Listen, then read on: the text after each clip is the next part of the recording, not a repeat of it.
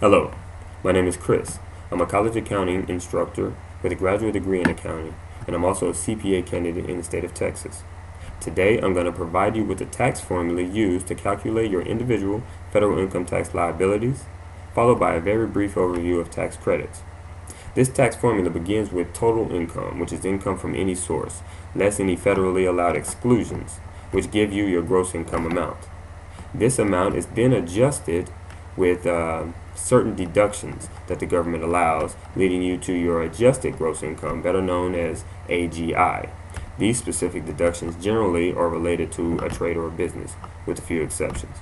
Once your AGI is determined, you're then allowed additional deductions in the form of a personal exemption as well as dependency exemptions, and the greater of either a standard deduction, which is a set amount based on your filing status, or itemized deductions. So once these are calculated, you choose whichever one is greater, and that's the one you go with.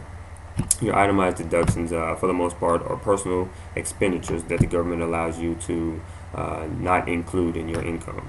So once this AGI is reduced by these specific deductions, that gives you your taxable income amount. Now we're halfway through this formula. So once your taxable income amount is determined, you multiply it with your marginal tax rate, which is, depending on the bracket that you fall in based on the amount of income that is listed. And so once it's multiplied by your marginal tax rate, this gives you your gross tax amount, your tax liability. This is what you owe the IRS at that time. Okay, so this amount is then reduced by certain tax credits, which include prepayments. Once you reduce your gross income, or your gross tax, from by these certain tax credits and prepayments, that gives you your net tax liability, if you owe, or in some cases you may be receiving a refund from the government. So what are tax credits? Well, tax credits, for the most part, are just a way to reduce the amount of taxes you owe. These basically were, determined by Congress for various political, social, or economic reasons, in order to allow people to have lower tax bills. So these tax credits are broken out into two separate types. You have your non-refundable tax credits and your refundable tax credits, which, as the name says, one, you're allowed to get back, the other, you lose. So what are, some of the non-refundable tax credits, such as your withholdings, which are the amounts that are listed on your W-2 when you go to file your taxes. You also have your estimated payments. If you make quarterly payments to the IRS, these amounts are allowed to be deducted as well from your gross tax liability. You have the earned income credit, and in some cases you also have your child credit. Okay, the refundable amounts are used to reduce your tax liability to zero, but in the case where you still have additional credits left over, well, the IRS will just pay these out to you in the form of a refund. These are your refundable tax credits.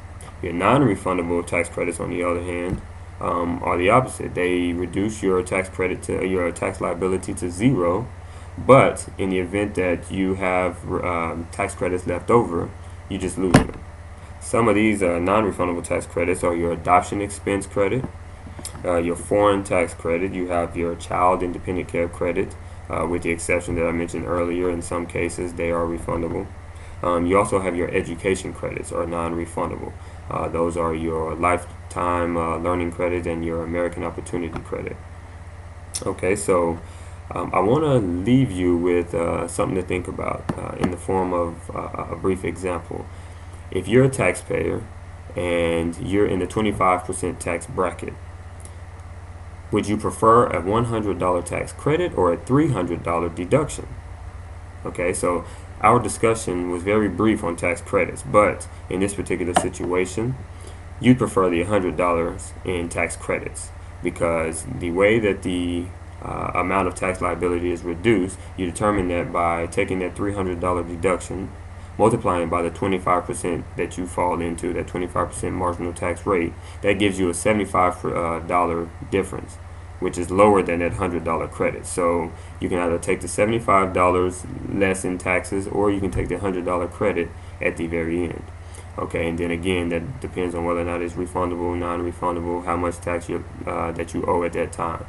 But I hope that you were able to understand the formula, which is, used for every individual, and the credits that are allowed to you. It was a very brief overview.